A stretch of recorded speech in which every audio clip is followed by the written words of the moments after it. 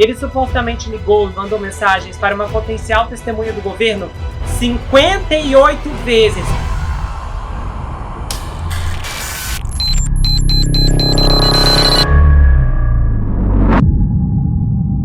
Olá pessoal, bem-vindos a esse canal, eu sou Gustavo Negreiro, seu psicanalista favorito, e hoje estamos em mais um episódio do 24 Horas na Mira, na saga investigativa do Sean Combs. Eu tenho coberto esse caso desde outubro do ano passado, já produzi centenas de episódios narrando a cronologia, a linha do tempo, todos os processos judiciais, os movimentos, investigações exclusivas de histórias berrantes associadas ao Sean. Eu vou deixar o link da playlist fixada aqui no primeiro comentário. Inclusive, quero te fazer uma recomendação muito especial. Assista o caso do Mark Ruffalo e a HBO. Eles provocaram um incêndio e destruíram uma cidade inteira.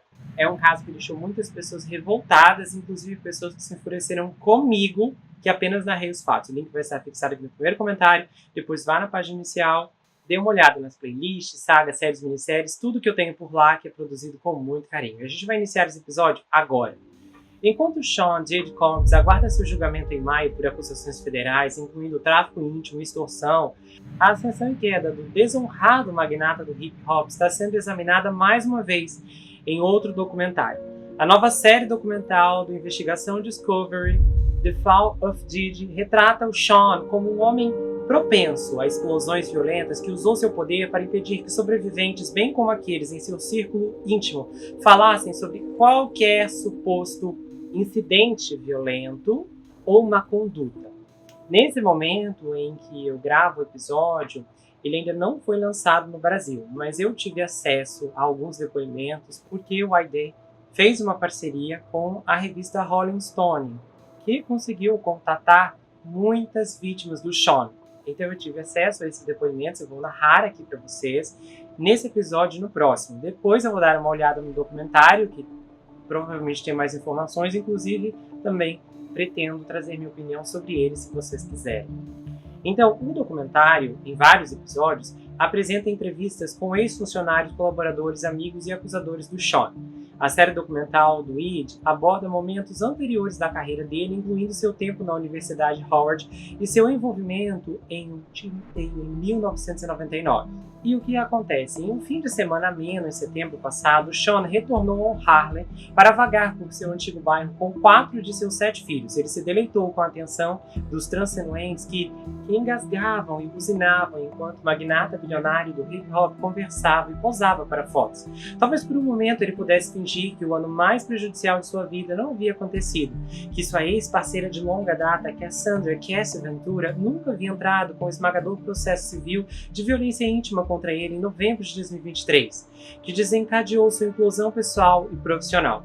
Depois de passar o último ano longe dos holofotes no conforto de seu enorme complexo em Miami Beach, uma das 2 casas invadidas por agentes de segurança interna em março passado, o Sean foi visto, de repente, tomando sol no Central Park e andando pela cidade. À medida que o crepúsculo se aproximava na segunda-feira, 16 de setembro, ele fez uma parada no luxuoso hotel Park Hyatt, onde suítes premium custavam até $7.000 por noite.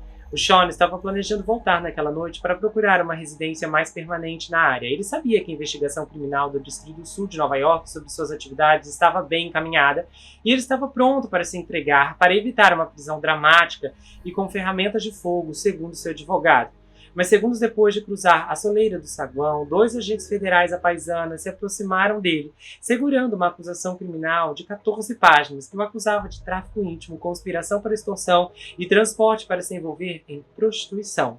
No dia seguinte, o Sean se apresentou diante de um juiz distrital dos Estados Unidos e se declarou inocente, vestindo a mesma camiseta amarrotada e calça de moletom com que ele havia sido levado na noite anterior.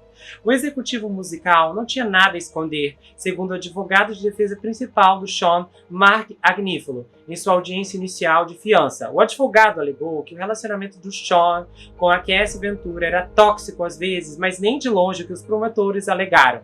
Mark não nomeou a Cassie especificamente, mas estava claro que ela era a vítima número 1 na acusação, o alvo central do suposto empreendimento criminoso que supostamente usava violência, ameaças e manipulação para satisfazer a gratificação íntima do Sean Combs. A acusação disse que o padrão de violência do Sean incluía participação forçada em performances íntimas altamente orquestradas, chamadas de freak-offs, fazendo referência ao vídeo condenatório do Sean, empurrando, chutando e arrastando a Cassie em um corredor de hotel em março de 2016, e uma filmagem descoberta pela CNN que virou manchete internacional 4 meses antes da prisão do Sean. Os advogados de defesa disseram que ele estava chegando ao tribunal com um homem mudado. Eles disseram que ele havia procurado ajuda profissional e ido para a reabilitação anos antes para resolver seus problemas de uso de substâncias. O Mark disse a um juiz em setembro passado que o Sean fez coisas tremendas para tentar mudar como pessoa desde então. Ele disse, ele não é a mesma pessoa que era naquela época. Mas nos dias e horas que antecederam a prisão do Sean, no outono passado, quando ele supostamente estava se comportando da melhor forma, ele ainda estava agindo de acordo com seus piores impulsos, segundo os promotores. Ele supostamente ligou e mandou mensagens para uma potencial testemunha do governo 58 vezes ao longo de 4 dias, em uma enxurrada que os promotores mais tarde rotularam como potencial adulteração. Vários sacos de pó rosa foram encontrados em sua luxuosa suíte de hotel, disseram os promotores, observando que a substância parecia semelhante a estimulantes apreendidos anteriormente do Sean, que testaram positivo para êxtase e outras substâncias ilícitas. 2 funcionários do hotel disseram a Rolling Stone que uma mulher estava esperando pelo Sean no andar de cima, quando ele foi levado sob custódia. Os funcionários que falaram sob condição de anonimato disseram que o Sean e a mulher planejavam comemorar seu aniversário, decorando especialmente a suíte para a ocasião. O Sean também estava tentando persuadir um parceiro romântico diferente a vir para Nova York naquele fim de semana, no que ela agora acredita ter sido uma tentativa de mantê-lo em silêncio sobre o que aconteceu durante seu relacionamento de 4 anos. A última vez que a mulher viu o Sean foi quando ele convocou para seu complexo em Miami em julho passado. Neste encontro final, ela alega que o Sean enfiou 2 comprimidos em sua boca, fazendo-a desmaiar, e ela acordou em um quarto destruído, com garrafas vazias de óleo de bebê, um narguile, toalhas, comida e garrafas de vinho espalhadas por todo lugar. A pessoa por quem eu estava tão apaixonada, com quem eu me importava como família, e estou descobrindo a cada dia, essa pessoa é um monstro, ela disse. Ele estava inventando desculpas para me topar com substâncias e me agredir intimamente, e estou descobrindo que talvez eu não conhecesse essa pessoa e que eu fosse apenas manipulada. Nathan, um trabalhador de serviços adultos que alega ter sido contratado para várias das esquisitices do Sean, está sendo identificado por um pseudônimo, por razões de segurança. E ele disse, é besteira. Ele não se reformou. Ele só quer sair da cadeia. Ele é a mesma pessoa. O ex-assistente executivo do Sean, Phil Pines, disse a Rolling Stone o seguinte, é o mundo dele, e se você ficar no caminho haverá repercussões. Ele encontrará uma maneira de pegar você, ele me pegou, ele pega todo mundo, e é com isso que ele se excita. A Rolling Stone revisou centenas de páginas de documentos judiciais, transcrições e vários processos judiciais conectados ao caso do Sean, além de entrevistar ex-funcionários dele, uma ex-namorada e outras testemunhas oculares. Ao contrário das alegações do Sean, esses documentos e relatos pintam um retrato de um homem que permaneceu intimamente violento, volátil e extremamente manipulador. Muito depois do ataque ao hotel em 2016, que ele chamou de seu fundo do poço, em um vídeo de desculpas no Instagram que foi deletado. Após relatórios iniciais que revelou um padrão de suposto comportamento violento que remonta à sua época de faculdade, mais de uma dúzia de novos acusadores, vários falando publicamente pela primeira vez, se apresentaram com alegações de que o Sean os atacou fisicamente, os dopou e os violou entre 2016 e 2024. Em resposta ao pedido detalhado da Rolling Stone para comentários sobre uma lista de perguntas e alegações para uma nova investigação, a equipe jurídica do Sean enviou uma declaração emitida anteriormente. Não importa quantos processos sejam movidos. E isso não mudará o fato de que o Sr. Combs nunca violou intimamente ou fez tráfico íntimo de ninguém, homem ou mulher, adulto ou menor. Segundo a declaração, felizmente existe um processo judicial justo e imparcial para separar os fatos da ficção e o Sr. Combs está confiante de que prevalecerá no tribunal. Em novembro de 2020, Sean precisava de uma mudança de cenário e ele passou a maior parte do ano confinado em casa devido a restrições do Covid.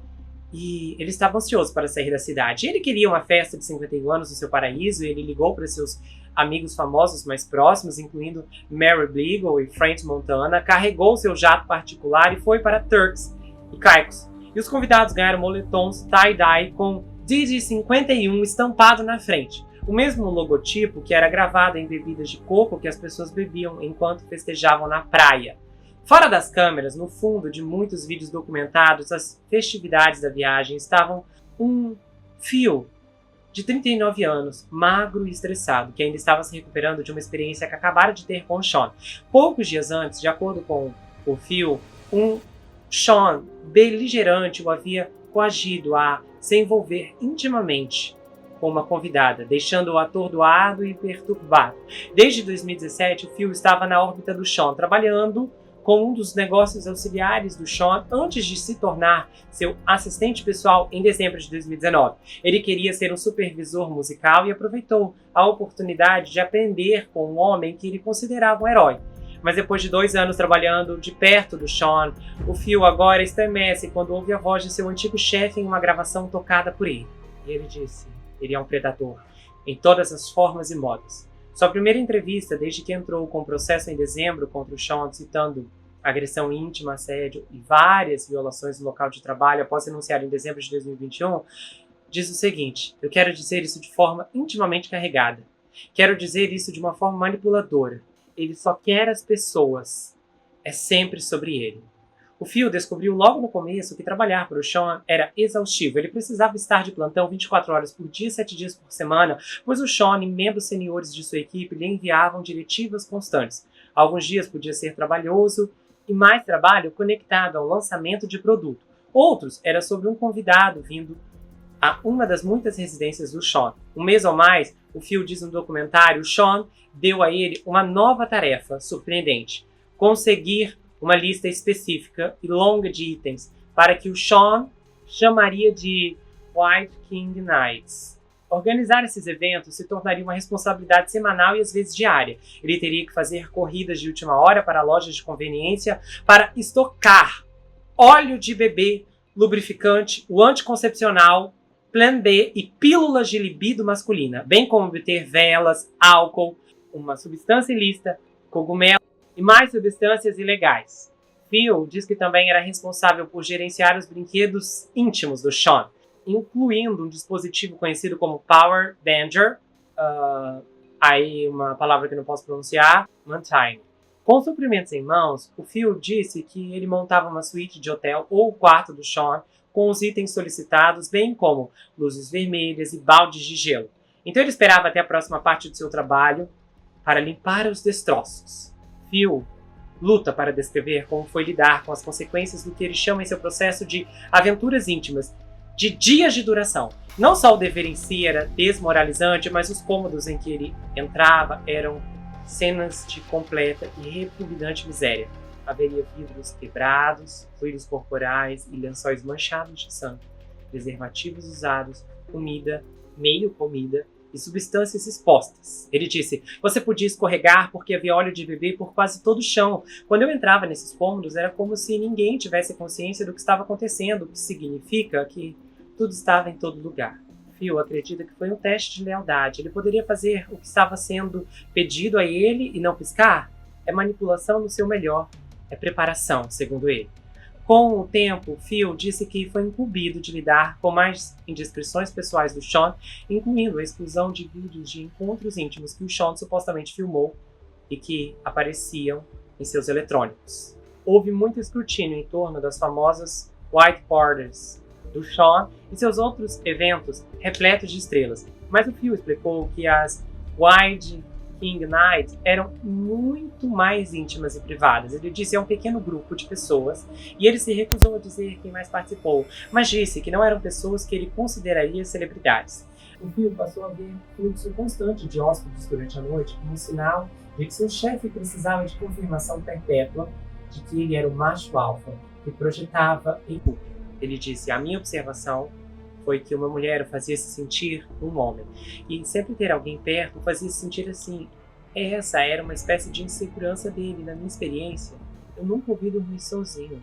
Em 2 anos, acho que foram talvez 7 a 8 vezes em que ele dormiu sozinho, e eu comecei a meio que juntar as peças de que havia algo errado.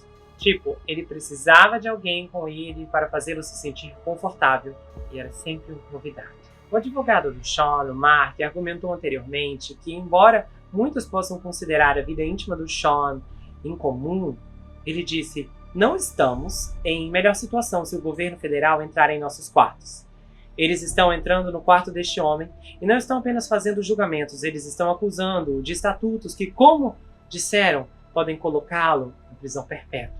Mas respondendo o Mark, o Phil disse que não tem tanta certeza. Ele falou: qualquer um que já tenha interagido com o Sean naquele cenário, naqueles relacionamentos, precisa ser ouvido para ver como realmente se sentiu. Eu imagino que haverá toneladas de pessoas que responderão a isso, e não a favor da defesa. O Phil relembra 2 incidentes em particular que pesaram sobre ele quando se tratava do tratamento do Sean nas mulheres. Em um deles, o Sean supostamente se tornou violento, e de acordo com o processo, ele uma vez interveio quando o Sean supostamente chutou uma mulher no chão, do lado de fora de sua casa em Miami, em janeiro de 2021. E o Sean disse à mulher enquanto chutava no estômago: eu disse que era louco. O Sean estava exigindo seu moletom de volta e a mulher obedeceu, terminando de topless. O Phil então tirou sua própria jaqueta para que a mulher pudesse se cobrir para sua viagem de Uber de partida. A mulher não quis responder a um pedido de comentário. O Phil disse que levou uma mulher de volta ao hotel depois de uma dessas festas do rei com o Sean, e a mulher parecia abalada. Ele disse: eu não sei o que aconteceu, tudo que posso dizer é que quando eu levei até o carro ela estava tremendo e obviamente estava exausta. E ela disse algo como: eu nunca fiz nada assim antes. O próprio Phil afirma que teve um encontro com o Sean que o assombraria. Durante uma festa, conforme os participantes começaram a diminuir, o Sean instruiu o Phil a preparar o clima em seu quarto, o que o Phil diz ter entendido como uma preparação para a noite do Rei Selvagem. Parecia que isso era algo normal, mas isso mudou muito rápido. O Sean, extremamente embriagado, chamou o Phil para seu quarto e o fez dar uma tacada com o grupo. Então, Sean o chamou uma segunda vez, encorajando-o a dar outra tacada. E ele disse: sabe, ele está fora de si neste momento. E ele se lembra de ouvir as palavras do Sean: prove sua lealdade a mim, o rei. Então, ele agarrou o Phil pelos ombros e deu uma massagem rápida, como um treinador daria a um jogador que está prestes a entrar em jogo. E então, entregou a ele um preservativo e o empurrou para uma garota que estava no sofá, uma convidada. Phil disse que ele congelou naquele momento, mas que acabou concordando por medo. E ele disse: isso é divertido para ele? Isso é um teste? Então ele se certificou de que a mulher estava bem e obteve seu consentimento. E aí se envolveu com ela por um curto período de tempo antes de sair abruptamente da sala. Ele disse: ninguém sabe como é estar nessa situação.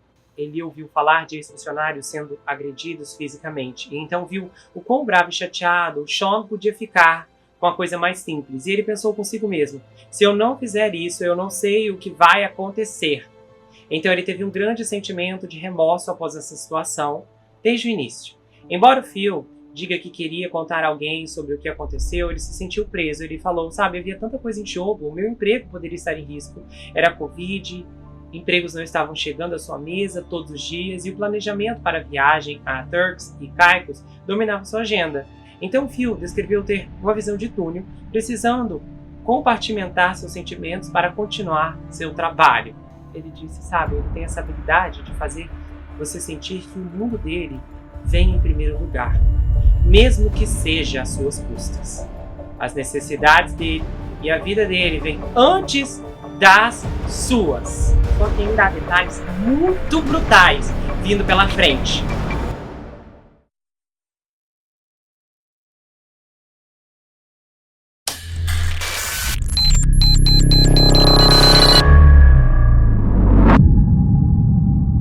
Pessoal, a continuação desse episódio será liberado amanhã e, dependendo de quando você estiver assistindo este capítulo, saiba que o link para a sequência estará fixado no primeiro comentário.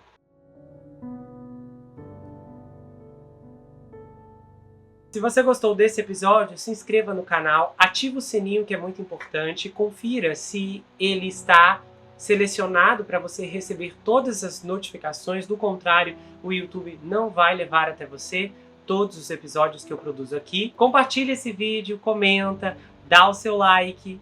E se você quiser, você pode me seguir, Gustavo N Psicanalista, lá no Instagram. Eu também tenho um canal de cortes, onde as análises são recortadas e postadas por lá. Além que eu também tenho um grupo no Telegram, onde eu faço postagens recorrentes, converso com os inscritos, faço enquetes, tenho uma interação muito exclusiva e colaborativa por lá. E se você quiser saber mais sobre mim, adquira meu livro Perfeito Estranho. Esse é um suspense multifocal com uma abordagem inédita. O livro é escrito em formato roteiro, diferente de qualquer coisa que você já viu, e ele conta uma história extraordinária sobre o rapaz Jack Wilbur, que mora em uma mansão sozinho em Nova York. E ele começa a desconfiar que um terrível serial killer está escondido em sua própria casa. À medida que sua investigação avança, ele começa a analisar todos os aspectos geracionais de sua vida. As heranças financeiras, as heranças psicológicas, as heranças genéticas. E então, ele descobre que está preso em uma terrível maldição hereditária. Há uma reviravolta inacreditável no capítulo 10 que vai te deixar de queixo caído. O desconhecido está na sua casa, na sua vida, mas fora do seu reconhecimento. O livro vai autografado, se você quiser, é enviado para qualquer lugar do Brasil e quase qualquer lugar do mundo. Você pode adquirir pelo meu site, entrar em contato comigo pelo Instagram ou pelo Telegram. A gente se vê no próximo caso e não se esqueça que aqui você sempre vai ter uma amiga. Até mais, pessoal!